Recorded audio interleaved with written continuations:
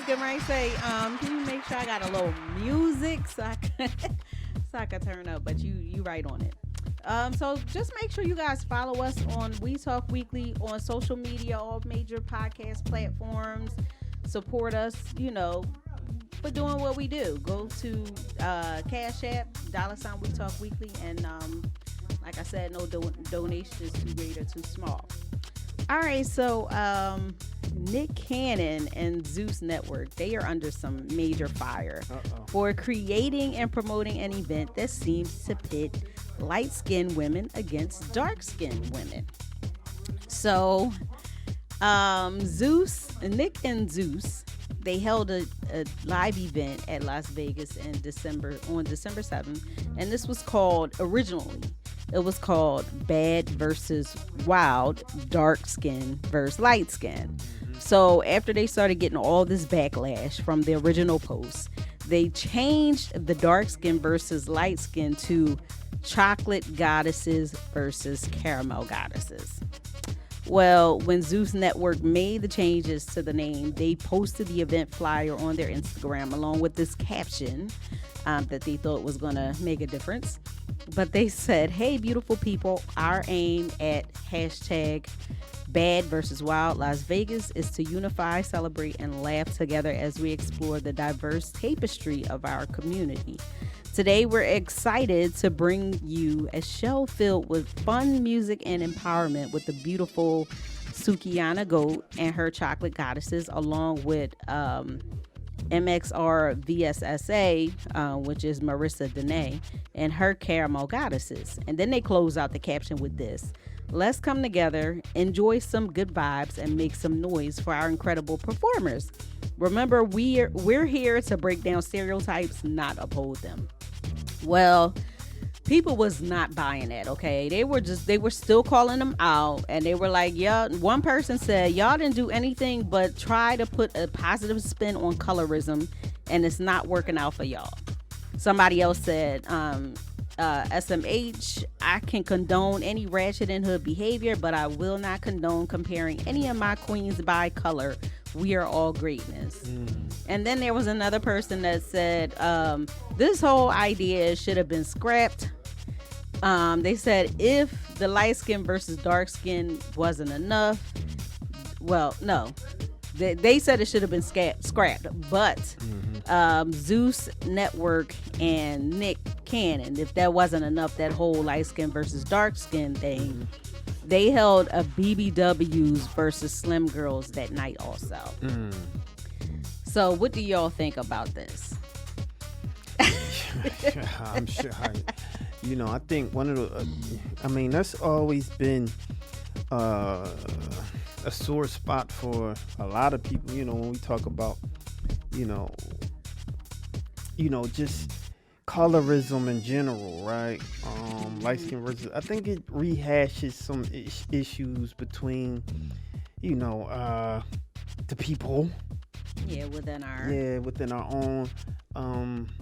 I don't know. I don't know if he meant for it to be or get the response that he's getting now. I think it was just something that he's, he has, his show. So his show is contentious to a degree, but it's all in fun, right? And so I don't think it was meant in a particular way. And don't sleep on us brown folks. Don't sleep on us brown folk. So I don't know. Yeah, I can actually agree with a lot of people that were in the comment section, because it was just like, if we don't already have enough that divides us as a people, as black people, then you're going into pitting black women against each other by color. So I think it was just a little bit in poor taste that they kind of put that together.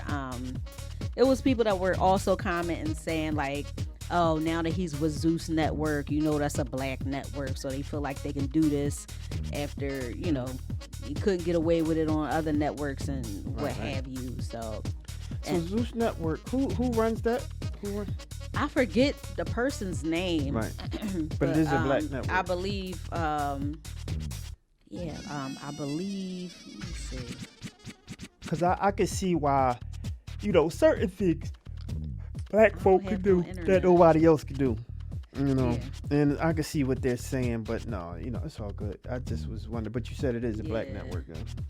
Yeah. Well, that I forget who they said was the owners of Zeus Network, but they were like, "You not." Nick Cannon knew he wasn't going to be able to get away with that anywhere else, so he go to Zeus Network, which is crazy. That's and funny. then on top of that, the BBWs versus Slim Girls is just like, I don't know. I honestly, I don't know who was coming up with those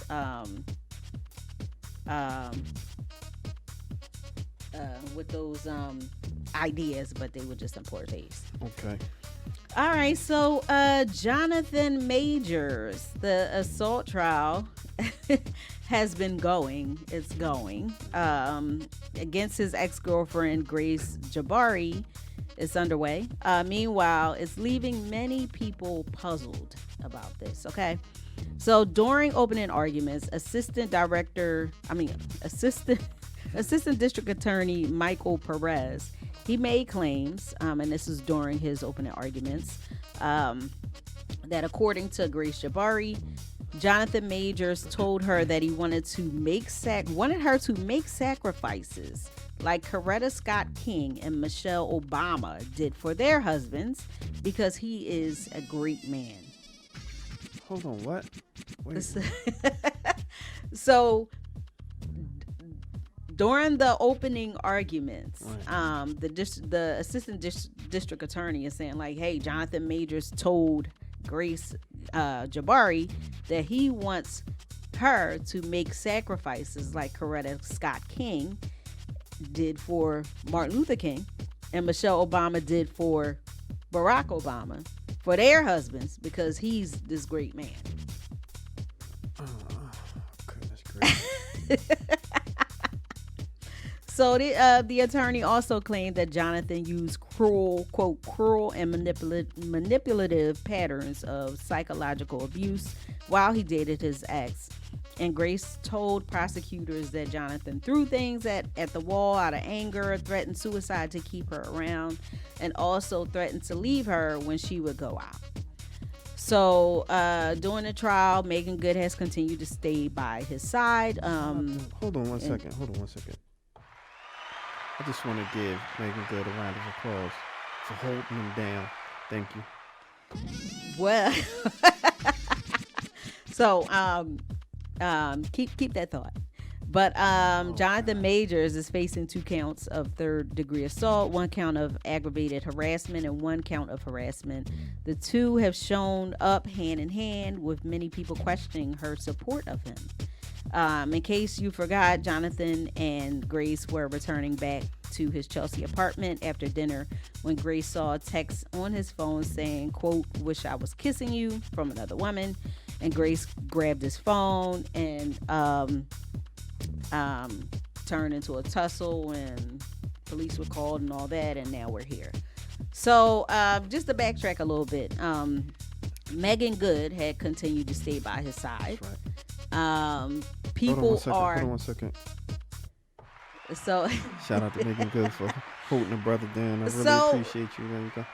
Well, here's my question, because you have some black women in particular who are saying like, this man clearly wants a white woman to behave like a black woman.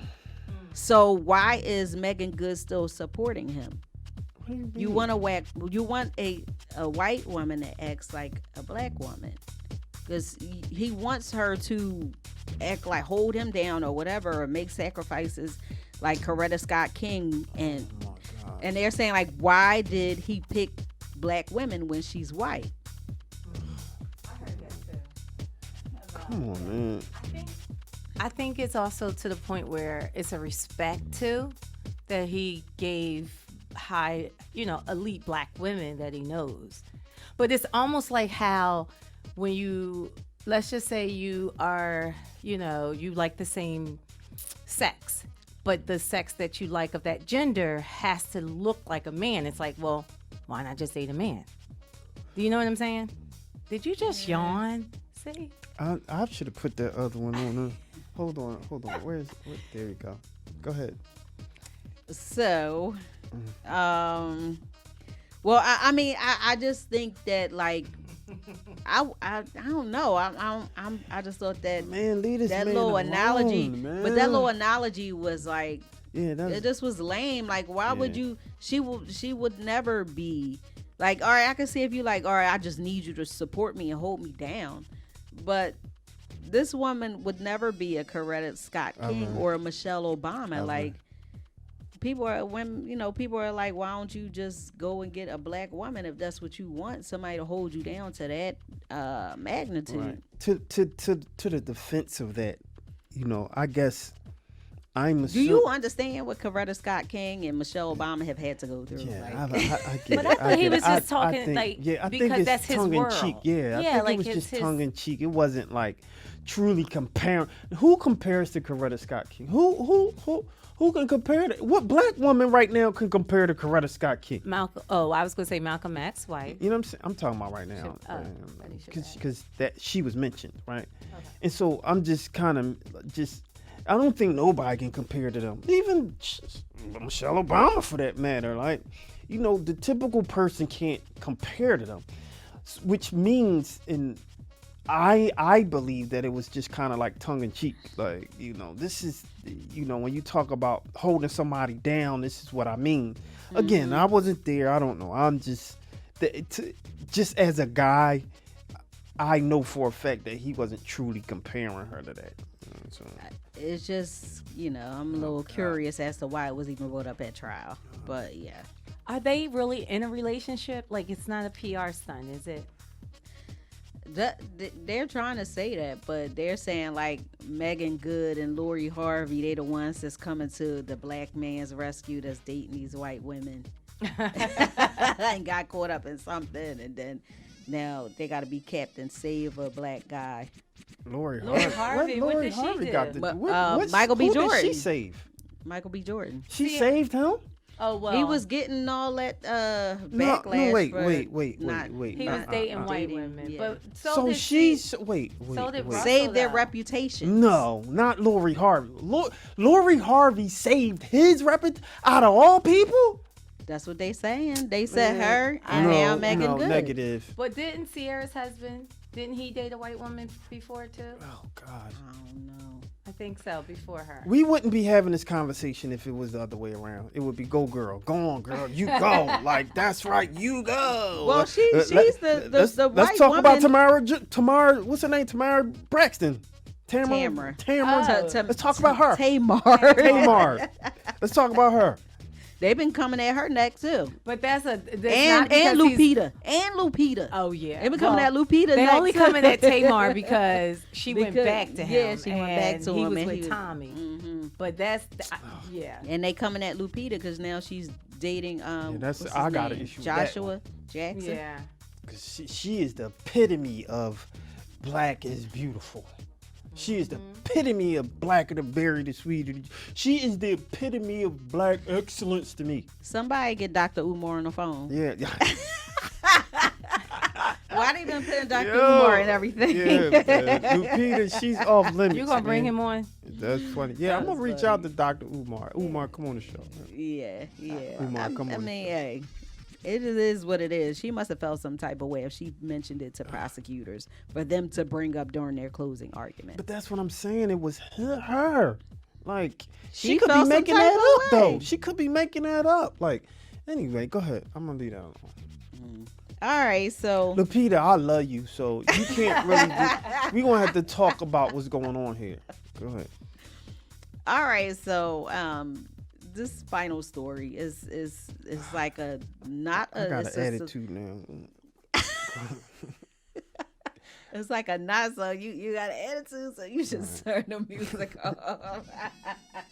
Go ahead, man. All right. But this story is kind of like a not really a celebrity sizzle, but it's questionable. All right, so I'm not even gonna say the celebrity sizzle of the week. I'm just gonna say, well, 50 Cent has made some claims that his production company is working on a documentary about the sexual assault allegations that have been mounting against Diddy. 50 shared the information the same day that a woman claimed to be, I'm just going to say SA'd, as a trigger warning, because this is all triggering. All the allegations against Diddy are triggering.